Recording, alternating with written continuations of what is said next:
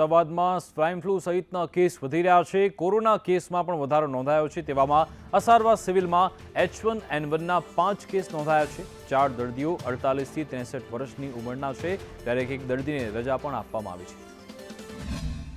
આપણે સૌએ એટલું ચોક્કસથી ધ્યાન રાખવાનું છે કે સિઝન પણ બદલાઈ રહી છે અને આવા કેસીસમાં ક્યારેક વધારો ઘટાડો જોવા મળશે, એટલે એની આપણે મેન્ટલ પ્રિપરેશન રાખવાની છે. ડરવાનું નથી, પેનિક નથી થવાનું, પરંતુ આપણે સૌને ખબર છે કે આપણે આવા રોગોથી કેવી રીતે આપણી જાતનું રક્ષણ કરી શકીએ, બચાવી શકીએ.